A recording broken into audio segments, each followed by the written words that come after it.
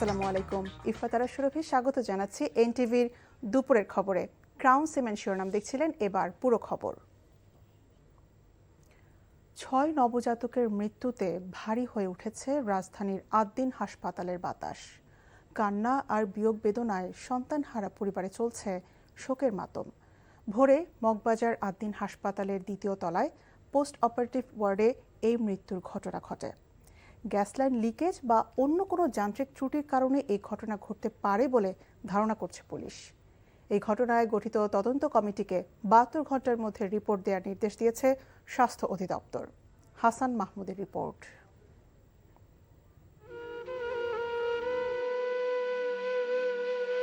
ঝরে গেছে সোহাগের ফুল, খালি হলো মায়ের কোল। তদন্তে কি শেষমেশ মিলবে কার ছিল ভুল? ঘটনার শুরু বুধবার ভোরে মগবাজার আদ্দিন হাসপাতালের দ্বিতীয় তলার পোস্ট অপারেটিভ ওয়ার্ডে। হঠাৎ করেই শিশুরা কান্না শুরু করলে মায়েরা জেগে ওঠেন। হাসপাতালের সেই ওয়ার্ডে ঢুকতেই আসে ঝাঁঝালো দম বন্ধ করা গন্ধ। মায়েরা কর্তব্যরত চিকিৎসক ও নার্সদের জানালে 6 শিশুকে দ্রুত নেওয়া হয় এনআইসিইউতে। প্রথমে 2 জন এবং পরে সেখানে মৃত্যু হয় 4 শিশুর। এই বাচ্চাগুলো মারা গেছে, তাদের বাবা মার কষ্ট আমরা ফেরত দিতে পারবো না, কিন্তু যেন এই ধরনের ঘটনা শুধু এখানে যেন না হয়, এটা অবশ্যই আমাদের তদন্ত করতে হবে। সকালবেলা ফজর আজানের সময় নামাজ পড়ে স্ত্রী ফোন থেকে বাবুর শরীর ভালো না, নার্স আছে, নার্স তো নাই। পরে আমি কিছু করার না আইসিইউতে নিয়ে আসি, তো আমি এখান থেকে নিয়ে আইসিইউতে নিয়ে গেলাম। সে মাই কয় বাচ্চার অবস্থা ভালো না, আইসিইউতে নিতে হবে। পরে আমি সাথে সাথে আইসে দৌড়ায় 5 তলায় নিয়ে গেলাম। নেওয়ার পর ভিতরে নিলাম, বাদে আমাদের বাচ্চাটা জীবিত রাখতে পারলো না। হাসপাতাল কর্তৃপক্ষ 6 শিশুর মৃত্যুর বিষয়টি নিশ্চিত করলেও অনেক স্বজন দাবি করেছে মৃত্যুর সংখ্যা আরও বেশি। প্রায় 15টা 16টা 20টার মতো সিট আছে, সবগুলো ভরা ছিল। সকালে 2-1টা আইসিইউতে নিয়ে গেছে, একটু আগে খবর হয়েছে উনিও মারা গেছে। শুধু ওই ওয়ার্ডের ভিতরেই যারা ছিল তারা সবাই অসুস্থ হয়েছে, কারণ ওনারা এসি সিস্টেম বন্ধ করে দিয়েছে এবং অক্সিজেন সিস্টেমটা কি আসলে বন্ধ করে দিয়েছে কিনা ওটা ওনারা বলতেছে এরকম কারণে গ্যাস হয়েছে। এদিকে ঘটনাস্থল পরিদর্শন করেছে স্বাস্থ্য মন্ত্রণালয়ের ঊর্ধ্বতন কর্মকর্তারা। চলছে তদন্ত, খতিয়ে দেখা হচ্ছে মৃত্যুর কারণ ছিল কিনা কোনো গাফিলতি। গঠিত হয়েছে তদন্ত কমিটি। 72 ঘন্টার মধ্যে প্রতিবেদন দেওয়ার নির্দেশও দেওয়া হয়েছে। এসি জটিলতা অথবা যে কোনো কারণেই হোক, ওইখানের যে পরিবেশ একটি সাফোকেটিভ পরিবেশের মতো আমরা পেয়েছি এবং আমরা আগামী 48 থেকে 72 ঘন্টার মধ্যে আমরা আগামী 3 দিনের মধ্যে সর্বোচ্চ এই তদন্ত কমিটির রিপোর্টের পরিপ্রেক্ষিতে সরকার কঠোর ব্যবস্থা নেবে। হাসপাতালের যে ওয়ার্ডে এই মর্মান্তিক ঘটনা ঘটেছে সেই ওয়ার্ডগুলো এখন কেবলই শূন্য।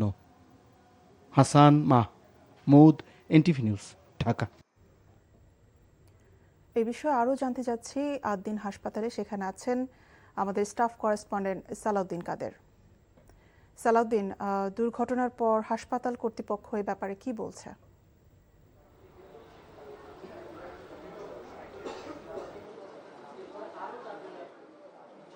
সুরভি, গতকাল রাত 3টার দিকে যে ঘটনাটি ঘটেছে, হৃদয় বিতরক যে ঘটনা, সেই ঘটনার পর থেকে আমরা সকাল থেকে হাসপাতালে অবস্থান করছি এবং হাসপাতাল কর্তৃপক্ষ কিছুক্ষণ আগেই একটি সংবাদ সম্মেলন করেছেন এবং সেখান থেকে জানিয়েছেন তারা দুঃখ প্রকাশ করেছেন।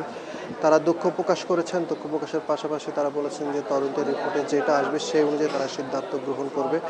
এরপরেই স্বাস্থ্য অধিদপ্তর থেকে সংবাদ সম্মেলন করা হয়েছে। স্বাস্থ্য অধিদপ্তরও আগামী 72 ঘন্টার ভিতরে তদন্ত করে তারা রিপোর্ট দিবেন বলে আমাদেরকে স্বাস্থ্য অধিদপ্তরের ডিজি প্রভাত চন্দ্র বিশ্বাস এই তথ্য নিশ্চিত করেছেন। পাশাপাশি পুলিশও কাজ করছেন, টোটাল রিপোর্ট তৈরি করছেন আমরা দেখতে পেয়েছি। আর সবচেয়ে হৃদয়বিদারক ঘটনাটি হচ্ছে যে এক মায়ের 2টি শিশু ছিল, টুইন বেবি, একসাথে জন্মগ্রহণ করা। সেই দুইটি শিশু কিন্তু একসাথে মৃত্যুবরণ করেছে। এই ঘটনাটি খুবই হৃদয়বিদারক ঘটনা ঘটেছে হাসপাতালের ভিতরে আমরা দেখতে পেয়েছি।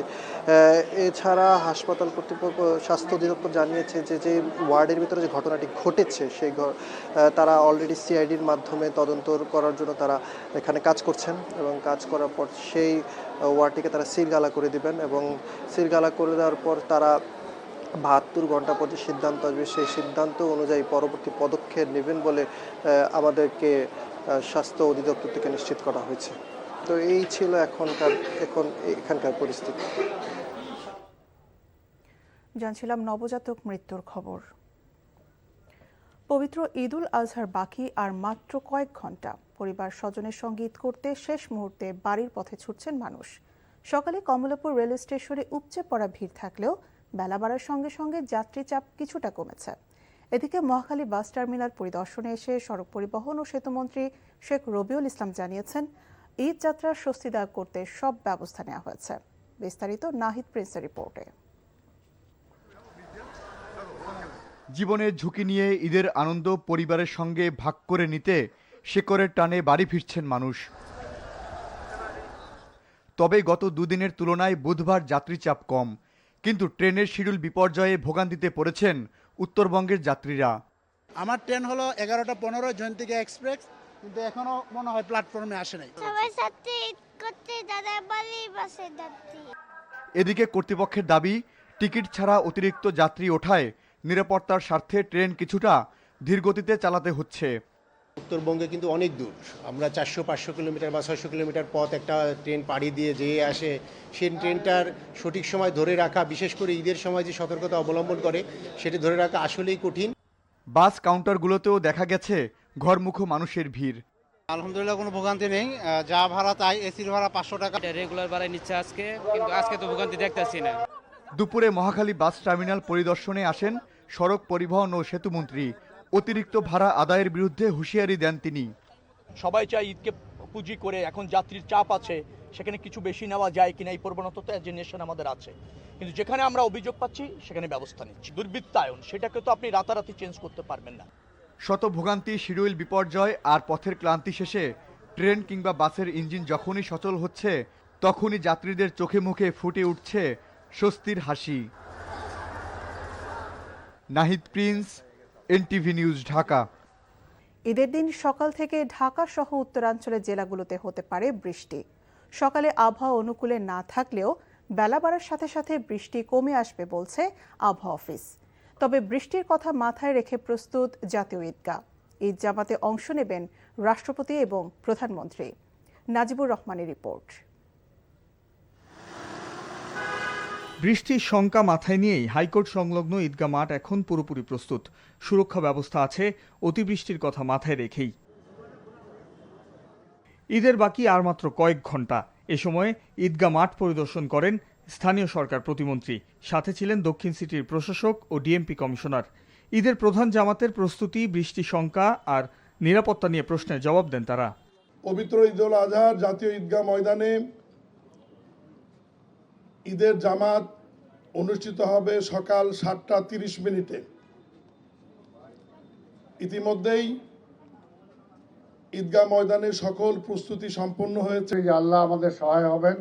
বৃষ্টিতে আপনারা দেখেছেন ভিতরে কোনো ক্ষতি হবে না, কিছুই হবে না। বৃষ্টি হলেও আমরা এখানে নামাজ পড়াতে পারবো, কাজে এখানে কোনো অসুবিধা হবে না। আবহাওয়া অফিস বলছে, বৃহস্পতিবার সকালে 30 মিনিট থেকে 1 ঘন্টা টানা বৃষ্টির সম্ভাবনা আছে ঢাকা সহ কয়েকটি জেলায়।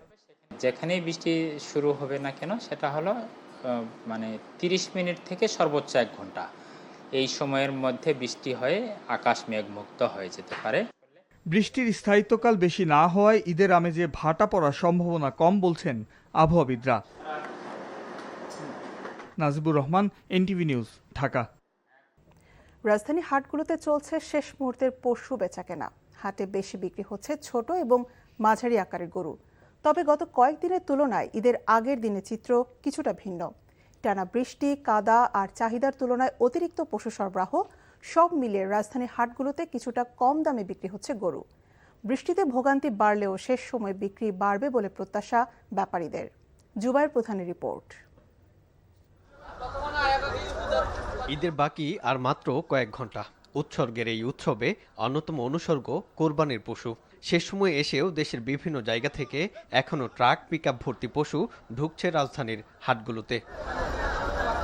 সকালের বৃষ্টিতে ক্রেতা সমাগম কম থাকলেও বেলা গড়াতেই রাজধানীর গাবতলী, তেজগাঁ, দিয়াবাড়ি সহ বিভিন্ন পশুর হাটে বাড়তে থাকে উপস্থিতি। তবে অন্যবারের মতো দাম নিয়ে খুব বেশি হাকডাক নেই এবার। টানা বৃষ্টিতে কাদাময় হাট, ক্রেতা কম আর পশুর সরবরাহ বেশি থাকায় অনেক ব্যবসায়ী বাধ্য হচ্ছেন কম দামে গরু ছেড়ে দিতে। কি পাইলাম, এই 1 লাখ গরুর 20,000 টাকার গরু বেচলাম 88,000। এই বৈরী আবহাওয়ার কারণে ক্রেতারা আসতে পারতেছে না এখানে, যার কারণে বাজারটা মন্দা হয়ে গেছে বলে মনে করতেছি। কিন্তু গতকালের চেয়ে আজকে গরুর দাম কম, একেবারেই কম, মানে নগণ্য হিসাব। পান যায় অবস্থা, পানির তো পান যায় অবস্থা, খামারিদের পান যায় অবস্থা। গরুগুলো রাস্তায় থরথরায় কাঁপতেছে। এই গরু এখন ব্যাগ যে নেব তারও কোনো উপায় নাই। হাট ঘুরে দেখা যায় বড় গরুর তুলনায় ছোট ও মাঝারি গরুর চাহিদাই বেশি। 70,000 থেকে 1.5 লাখ টাকার মধ্যে থাকা গরু বিক্রি হচ্ছে সবচেয়ে বেশি। ক্রেতারা বলছেন গত বছরের তুলনায় এবারের বাজার কিছুটা সহনীয়। আজকের বাজার একটু কম অন্য দিনের থেকে, প্রাইসটাও রিজনেবল। আমাদের বাজেটের মধ্যে আমরা একটা ভালো গরু কিনতে পারবো আশা করছি। ব্যবসায়ীরা বলছেন শেষ রাত পর্যন্ত বেচাকেনা চলবে, তবে আবহাওয়া খারাপ থাকলে দাম আরও বাড়ার শঙ্কা ব্যাপারীদের। অন্যদিকে নগরবাসীর বড় অংশ শেষ মুহূর্তের অপেক্ষায় থাকায় সন্ধ্যার পর বাড়তে পারে বিক্রি। জুবায়ের প্রধান, এনটিভি নিউজ, ঢাকা। 1 কোটি পিস কাঁচা চামড়া সংগ্রহের লক্ষ্য নিয়ে প্রস্তুত সাভার চামড়া শিল্পনগরী। কাল থেকে রাজধানী সহ ঢাকার আশপাশের এলাকার চামড়া আসবে এই শিল্পনগরীতে। শিল্পনগরীর 143টি কারখানায় চলছে বিরামহীন প্রস্তুতি। চামড়া সংরক্ষণে লবণ, সাদা চুন সহ প্রয়োজনীয় দ্রব্য এবং জায়গা ধুয়ে মুছে পরিষ্কার করছেন কর্মীরা। এজন্য নিয়োগ দেওয়া হয়েছে অতিরিক্ত মৌসুমী কর্মী। এছাড়া ময়লা আবর্জনা যাতে দ্রুত বর্জ্য পরিশোধনাগারে পাঠানো যায় তা নিশ্চিত করতে সংস্কার করা হয়েছে ড্রেনেজ ব্যবস্থা। অন্যদিকে প্রায় 12 লাখ পিস কাঁচা চামড়া সংগ্রহের লক্ষ্য নিয়ে সকল প্রস্তুতি সম্পন্ন করেছে দেশের দ্বিতীয় বৃহত্তম কাঁচা চামড়ার মোকাম নাটোরের চক বৈদ্যনাথের ব্যবসায়ীরা। এই ছিল দুপুরের খবরে। এই খবরের ভিডিও সহ আপডেট জানতে ভিজিট করুন এনটিভি অনলাইন www.ntv.com। এছাড়াও এনটিভি জনপ্রিয় সব অনুষ্ঠান এবং খবরের আপডেট জানতে ভিজিট করুন আমাদের ইউটিউব ও ভেরিফাইড ফেসবুক পেজ। 5টায় দেশের খবর দেখার আমন্ত্রণ রইল। ধন্যবাদ সবাইকে।